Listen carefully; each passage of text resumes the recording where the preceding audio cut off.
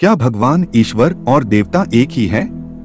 ज्यादातर लोग भगवान ईश्वर और देवता को एक ही मानते हैं, लेकिन यह बात सत्य नहीं है। तो सत्य क्या है? किसे भगवान कहते हैं, किसे ईश्वर कहते हैं और किसे देवता कहते हैं? पिछली प्रस्तुति में हमने देवताओं के बारे में जानकारी प्राप्त की थी।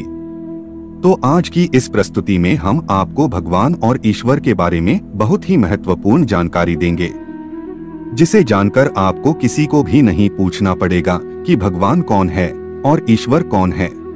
सबसे पहले भगवान के बारे में जानकारी प्राप्त करते हैं। जैसे धन वाले को धनवान, विद्या वाले को विद्यावान कहते हैं, उसी प्रकार भग वाले को भगवान कहा जाता है। भग संस्कृत का शब्द है। ऐश्वर्यस्य यशमग्रस्य धर्मस्य यश स श्रियः। ज्ञान वैराग्य योश्चैव शरणनो भग इतिर्णा।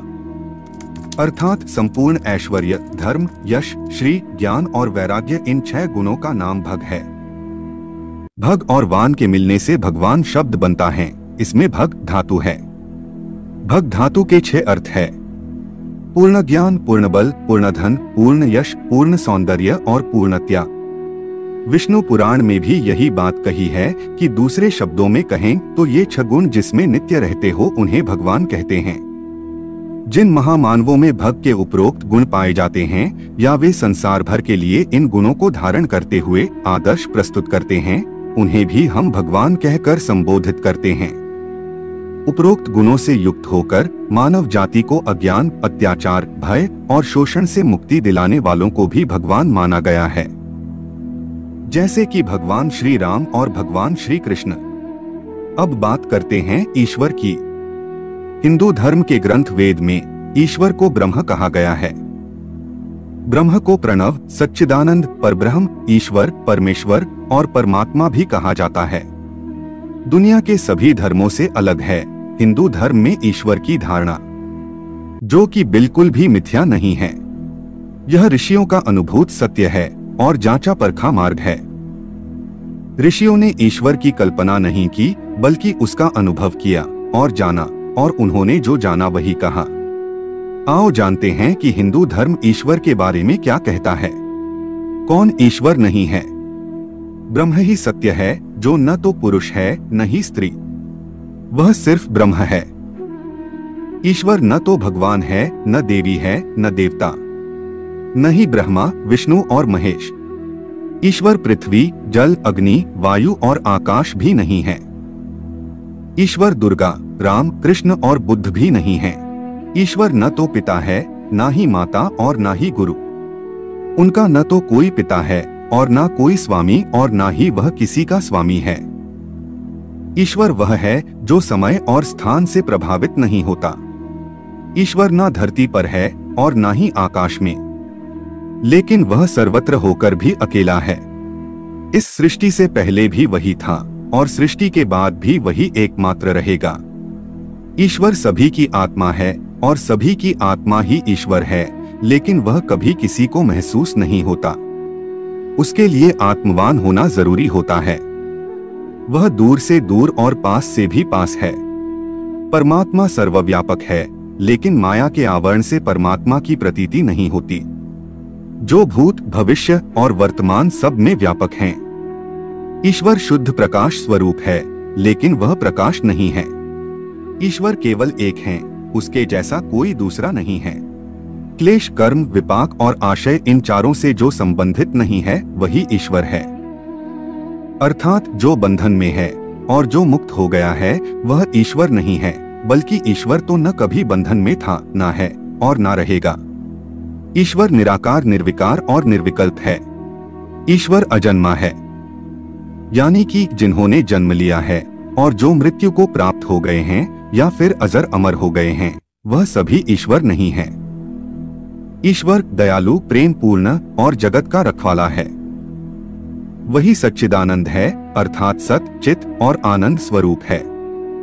सत का अर्थ है सनातन और शाश्वत, जिसका कोई प्रारंभ नहीं और जिसका कोई अंत भी नहीं, जो कभी बदलने वाला नहीं और जो कभी समाप्त नहीं होगा। चित्त का अर्थ है चेतना, विचारना, मन और बुद्धि। चेतना से ही संसार का उद्भव हुआ है। तीसरा, इस संसार का सबसे बड़ा आकर्षण आनंद है। संसार की उत्पत्ति आनंद के लिए ही हुई है और शुद्ध आनंद की अनुभूति होना दुर्लभ है। वह परब्रह्म यानी कि ईश्वर एकात्म भाव से और एक मन से तीव्र गति वाले हैं। वही सबके आदि तथा सबके जानने वाले हैं। इन परमात्मा को देवता गण भी नहीं जान सके। उन्हीं की शक्ति से वायु, जल, वर्षा आदि क्रियाएं होती है। वह चलते भी है और स्थिर भी है। वे दूर से दूर और निकट से निकट है।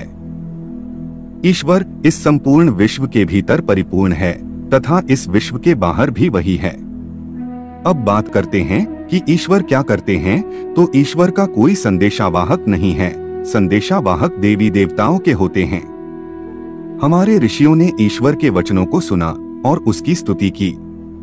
बाद में जिसे वेद कहा गया वह ईश्वरीय वचन है, जिनमें आदेश, संदेश या आज्ञा नहीं है।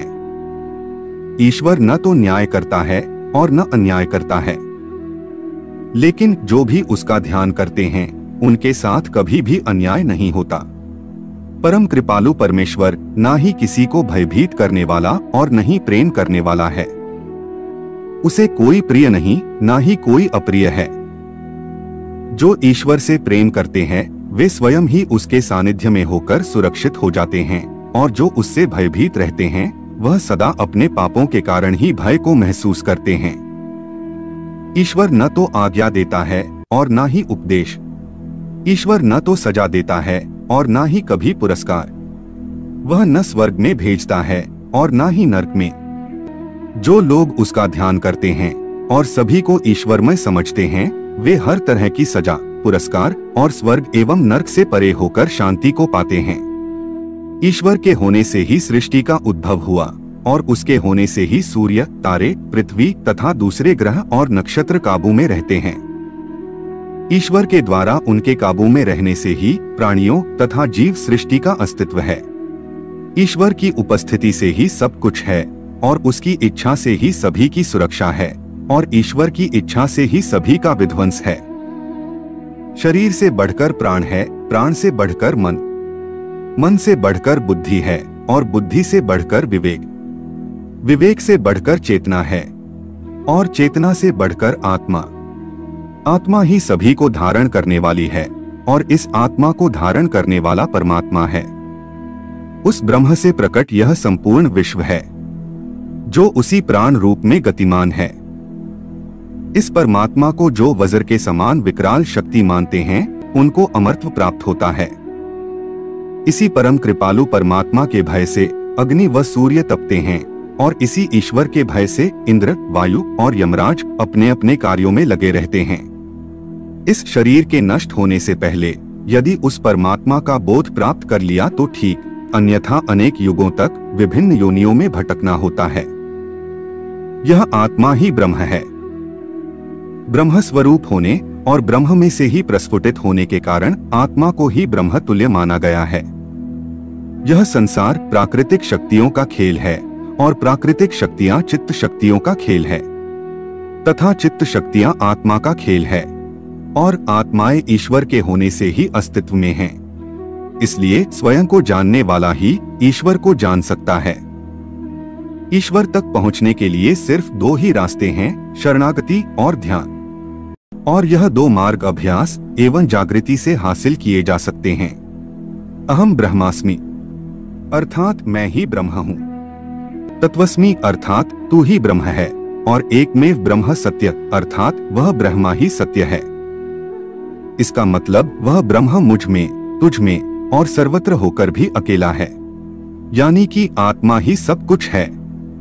अर्थात समस्त वस्तु, विचार, भाव और सिद्धांतों से बढ़कर आत्मा है। आत्मा को जानने से ही परमात्मा को जाना जा सकता है। यही सनातन धर्म का सत्य है।